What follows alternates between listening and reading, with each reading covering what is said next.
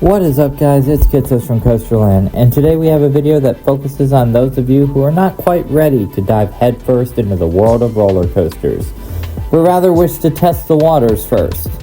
Today, Brianna and I will detail 7 coasters I have personally ridden, 3 of which she has ridden, and she will be detailing those that are great for beginners.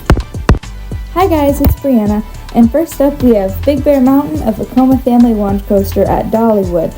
This coaster is excellent for beginners, while still offering some level of thrill separating it from full family or the kiddie coasters.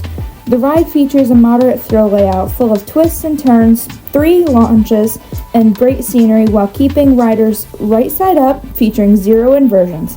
All these factors combine to give a smooth and enjoyable ride that stays low to the ground, which is helpful for those of you who may be worried about heights, such as myself.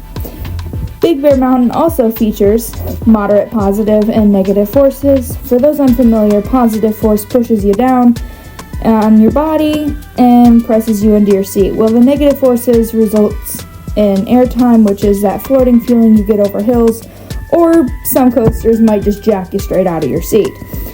Big Bear Mountain offers a gentle enough amount of both types of these forces to give an introduction to both airtime and positive G-force without it being too daunting for a beginner rider. Believe me, I know from experience. All of these together makes it a perfect beginner ride for those of you who want to try their first launch coaster. Next up, we have a fast-paced but smaller scale coaster in White Lightning at Fun Spot Orlando. This coaster offers a good amount of airtime and is a great introduction to wooden coasters that feature a twister-style layout while keeping the forces reasonable for a beginner. This is a very fast-paced coaster, but also one that isn't too intense, making it perfect for beginner riders while still entertaining veterans of the coaster game as well. To summarize, the ride consists of a moderate-sized drop, several airtime hills, some of which are banked, and a great return run after a turnaround loaded with more airtime. While it's not a balanced ride by any means, its airtime heavy layout will definitely give a great experience while, as I've said, not being overly forceful. Next up, we have a great introductory spinning coaster in Turbulence at Adventureland on Long Island, New York.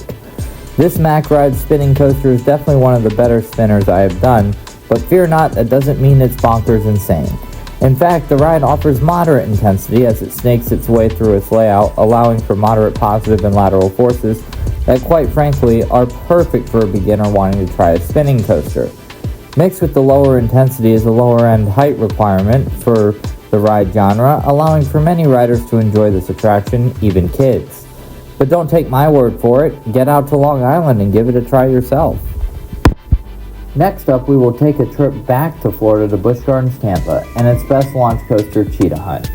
This intimate amusement ride's launch coaster is widely considered a great introducer to an inversion, as well as a great introductory launch coaster. The moderate intensity of the ride mixed with fun but family-friendly elements allows for this to make the list. The 3 launches on Cheetah Hunt are forceful, but not extreme. The singular inversion offers solid but not lengthy hang time, making it more family-friendly. And overall, the coaster has a high fun factor without having to bring huge intensity.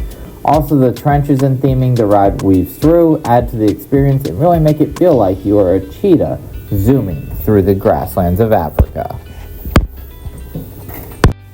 Next up is Iron Dragon at Ohio Cedar Point. This awesome aerodynamic suspended coaster offers a dying breed ride experience featuring the swinging car well under the track. As these rides reach the end of their service lives, they're dropping like flies without similar replacements, so this one is a ride while you still can kind of situation. The ride's moderate swinging and low forces make it a family thrill coaster that even beginners can enjoy. It brings good thrills and fun without the full intensity. Also, 2 lift hills, one of which is mid-ride and allows for a break in the action to take a breather if the first half has you a little bit surprised or even scared. This is unique on the list, as most rides do not have this kind of extended mid-ride break to let you catch your breath. Overall, Iron Dragon is a great family thrill coaster, but beware the lines can get pretty long, so try to hit it early in your Cedar Point visit. Second to last on our list is Comet at Hershey Park. located in Pennsylvania. This Philadelphia Toboggan Company's wooden coaster is a true classic with a relaxing yet enjoyable layout that has been at Hershey Park since 1946. The ride features some floater airtime as well as a scenic ride over the water, and intertwining with a ride that came nowhere close to this list is Sky Rush. The intensity of Comet may be low, but its classic feel without very much rough and bumpiness, especially when taking into consideration its age, allows for it to be a great beginner coaster for all riders. While in most cases wooden coasters are objectively better starters than steel coasters, with a few notable exceptions, very few are quite as well balanced for beginners as the... Last but not least is New Revolution at Six Flags Magic Mountain in Valencia, California. Also known as Revolution or the Great American Revolution, this Anton Schwarzkopf design is arguably his least intense, which is why it makes it a great first looping coaster for beginners.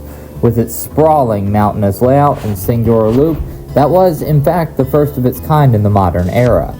New Revolution is honestly less forceful than most loopers, but is not without force, making it one of those well-rounded family thrill rides. Also, the lack of steep drops is a plus for beginners, with the ride's biggest drops being taken at relatively shallow angles. The loop is the most intense part of the ride and has some solid force due to its circular design, as opposed to a more elliptical design that most other manufacturers use. That being said, it is by no means the most intense Schwarzkopf loop, and maybe will exert 2 or 3 Gs very briefly on riders, making it still in family thrill category. Just be aware of some incoming moderate intensity and you will be fine, my beginner friends. Well, there you go, 7 coasters for beginners. If this video hits 10 likes, I'll know you want a part 2. But in the meantime, I hope you enjoyed this video. If you did, click that like button and comment your thoughts below, and subscribe for more content from Coasterland as the channel begins to commit to more quality videos as I transition from a small channel to one that is worth a watch for everyone. My goal is to reach the world, and y'all help me do that. Until next time, peace guys.